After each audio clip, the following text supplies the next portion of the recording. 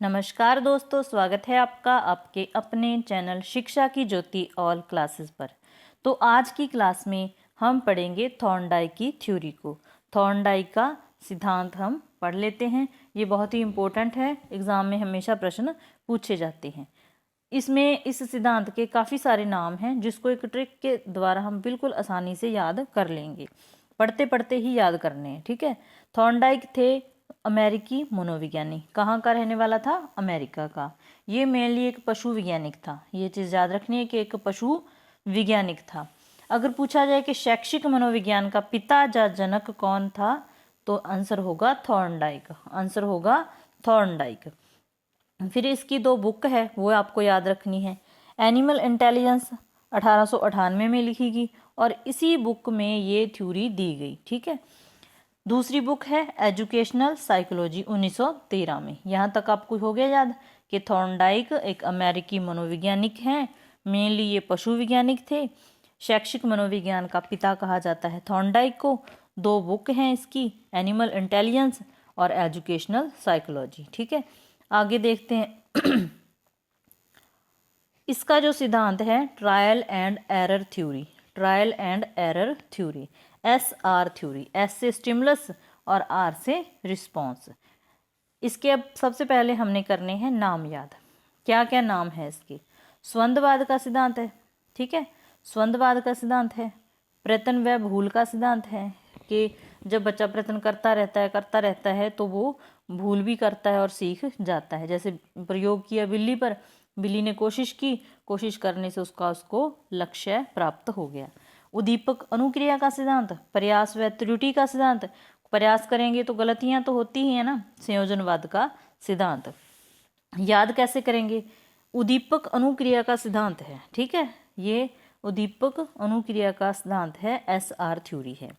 उद्दीपक को लिख लिया उदय सिंह, उदय सिंह। अनुक्रिया को लिख लिया अनु रानी। तो दो नाम इसके याद हो गए, उद्दीपक, उद्दीपक अनुक्रिया का सिद्धांत और SR थ्योरी, स्टिमुलस रिस्पॉन्स की थ्योरी, ठीक है। अब जो उद्दीपक सॉरी उदय और अनु हैं, दोनों में संबंध है पति पत्नी का। तो क्या याद हो गया? संबंधवाद का सिद्धांत हो गया। दोनों में संबंध क्या है? पति पत्नी का। और दोनों कर रहे हैं किसी एग्जाम की तैयारी। लेकिन दोनों को ये है, अनु को ये है कि मैं टॉप करूं और उदय को ये है कि मैं टॉप करूं। इसके कारण दोनों क्या करते हैं? प्रयास करते हैं। प्रयास करते हैं तो गलतियां तो होती हैं। कोई ज़्यादा देर तक पढ़ता रहता है, जो कोई इस प्रकार से मतलब कि दोनों प्रयास करते हैं तो गलतियां होती हैं। तो याद हो गया प्रयास व त्रुटि का सिद्धांत। अब अपने एक दूसरे को मतलब कि दोनों अब एक दूसरे को हराने के चक्कर में, एक दूसरे को हराने के प्रयत्न में ये भूल ही जाते हैं कि दोनों पति पत्नी हैं। कोई भी जीता जीत उन्हीं की होगी। तो याद हो गया प्रयत्न व भूल का सिद्धांत। तो इस प्रकार से ये सिद्धांत आपने याद रखने हैं। उदय और अनु दोनों में संबंध है पति पत्नी का। दोनों प्रयत्न व त्रुटि करते हैं जीतने के लिए, लेकिन अपने प्रयत्न में भूल जाते हैं कि उनका रिश्ता क्या है। कोई जीता जीत उन्हीं की होगी। तो ये आपको सभी नाम ध्यान में रहेंगे। एक है संयोजनवाद का सिद्धांत, ठीक है। उम्मीद है आपको याद हो गए होंगे। अब प्रयोग किस पर किया? भूखी बिल्ली पर। स्पेशली भूखी बिल्ली याद रखनी है। और उद्दीपक क्या था? जो स्टिमुलस था वो था मृत मछली। इस प्रकार से एक बॉक्स था। बॉक्स में यहाँ एक लीवर लगा हुआ था और सामने पड़ी थी ये मछली मरी हुई। यहाँ बेचारी बिल्ली है, भूखी है, भूख लगी है और सामने खाना भी पड़ा है। उसको है कि कैसे ना कैसे करके मैं उसको प्राप्त करूँ। इसके लिए ये उसका उद्दीपक है और ये बिल्ली क्या कर रही है? रिस्पॉन्स कर रही है, अनुक्रिया कर रही है, बार बार अनुक्रिया कर रही है। इसके लिए वो क्या करती है? कभी उछल के इधर जाती है, कभी इधर जाती है, कभी यहाँ पंजा मारती है, कभी यहाँ, और गलती से भूल से ही जो उसका पंजा है लीवर पर लग जाता है और पिंजरा खुल जाता है। बेचारी भूखी बिल्ली को खाना मिल जाता है और उसको उसके लक्ष्य की प्राप्ति हो जाती है। बस यही ये सिद्धांत है। किस पर किया? भूखी बिल्ली पर। मृत मछली उद्दीपक थी, ठीक है। अब याद करने हैं थॉर्नडाइक के नियम, जहाँ से हमेशा प्रश्न पूछा जाता है। थॉर्नडाइक ने दो तरह के नियम दिए हैं। एक तो दिए हैं मुख्य नियम, ठीक है, और एक दिए हैं गौण नियम। मुख्य नियम है 3, गौण है 5।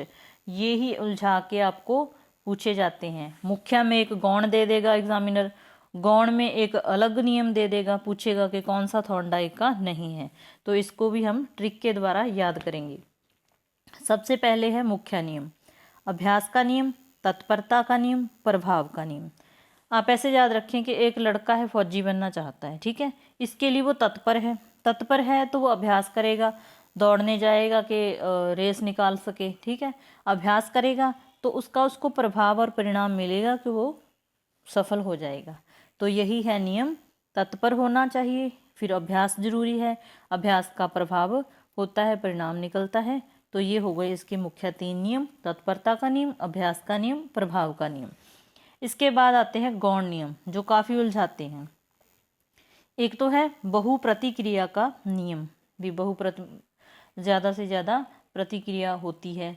मनोवृत्ति का नियम या मानसिक स्थिति का नियम, आंशिक प्रतिक्रिया का नियम, सहचर्या का नियम, समानता या आत्मीकरण का नियम है, ठीक है।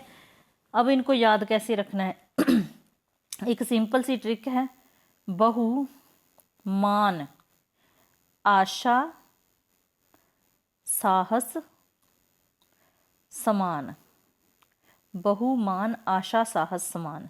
बहु से हो गया बहु प्रतिक्रिया का नियम, मान से हो गया मानसिक स्थिति का नियम या मनोवृत्ति का नियम, ध्यान रखना है क्योंकि ऑप्शन देख के आपको ध्यान आ जाएगा।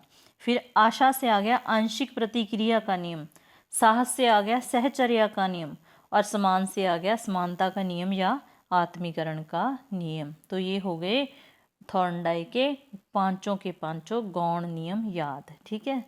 इसके बाद इसकी क्या उपयोगिता है ये भी पूछी जाती है।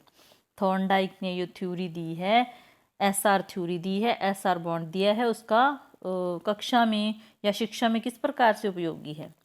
सबसे पहले तो ये छोटे बच्चों के लिए उपयोगी है क्योंकि बार बार गलतियां करने से, प्रयत्न करने से, अभ्यास करने से छोटे बच्चे अच्छे तरीके से सीख जाते हैं।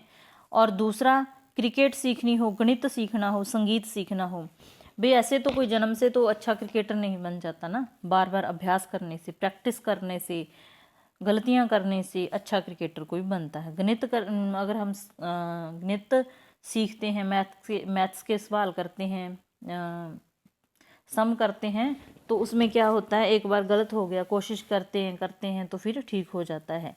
इसी तरीके से अगर संगीत सीखना हो तो रियाज करने से ही अच्छा सीख पाते हैं। यह आगमन विधि पर आधारित है, मतलब कि यह उदाहरण से नियम की ओर जाता है, उदाहरण से नियम की ओर ये जाता है सिद्धांत। उसके बाद यह सिद्धांत क्रमिक रूप से सीक्वेंस में सीखने पर बल देता है। ये उपयोगिता आपको ध्यान में रखनी है। इस सिद्धांत से बालक में धैर्य व परिश्रम के गुण उत्पन्न होते हैं। धैर्य, बिल्ली ने धैर्य रखा तो ही उसको उसका लक्ष्य प्राप्त हुआ, धैर्य रखा और परिश्रम करती रही, उछल कूद करती रही तो उसको क्या मिल गई, मछली मिल गई। यह सिद्धांत अपने आप सीखने पर बल देता है, अपने आप सीखने पर बल देता है। इसके बाद जो मंद बुद्धि वाले बच्चे होते हैं उनको सिखाने में ये काफ़ी उपयोगी होता है। लास्ट आपने याद रखना है कि आर्किमिडीज का सिद्धांत इस सिद्धांत पर आधारित है, ठीक है। तो ये थी थॉर्नडाइक की थ्योरी।